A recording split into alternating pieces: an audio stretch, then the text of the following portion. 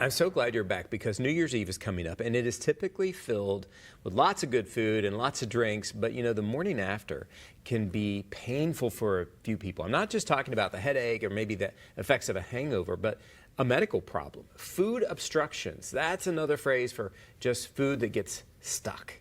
And it sends people to the emergency room much more frequently after a feast that is filled with all kinds of holiday eating. Our KSTP health expert, Dr. Archelle Georgiou, is here to fill us in. I am so glad that you are here to talk about this. This is an important situation.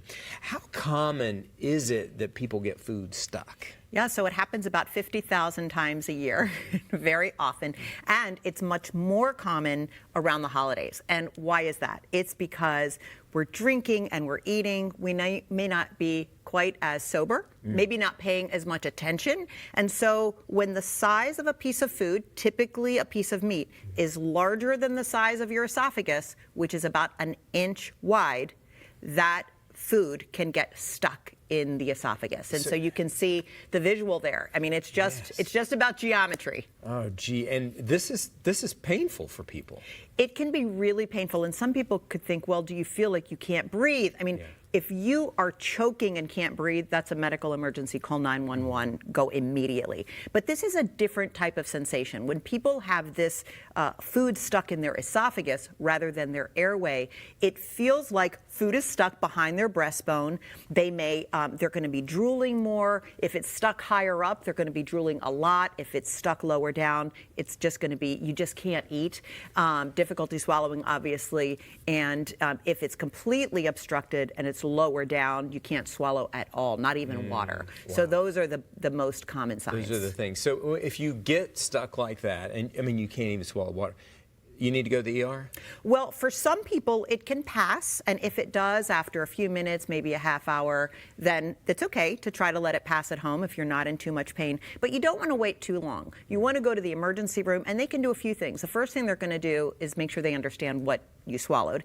Two is that they can give you a medication called glucagon. And what that does, it's an intravenous medication, and it can relax the esophagus, so it allows it to stretch a little bit. Sometimes that will allow the food to pass. And then if it doesn't pass with that, then within 24 hours, they try to wait it out a little bit, they can put an endoscope down. They can do one of two things. They can push it down into the stomach if it's not too tight, or they can have a pair of forceps and pull it back up. So it depends on how stuck and how lodged it is in the esophagus, but they can definitely address the problem. Oh, gee, both of those sound pretty rough.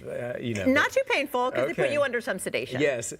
When you talk about this, and are there any long-term complications that you can have from something like this? From the immediate event, it's very rare. I mean, unless somebody has a perforation or, you know, which is rare with these types of issues. But the thing to know, Paul, is that people who have food obstructions, it can happen to anyone. It happens to men more than women, but usually there's an underlying problem. Sometimes it's been undiagnosed, where there's been a narrowing of the esophagus because of inflammation of the esophagus. So if this happens, if you get a food obstruction and you feel way better, you do need to follow up with a gastroenterologist to make sure that they look in your esophagus at another time, make sure that you don't have any other inflammation going on or something that needs to be addressed long term. It's important to know because, yeah, I mean, if that happens, there may be that underlying condition. And it can happen again.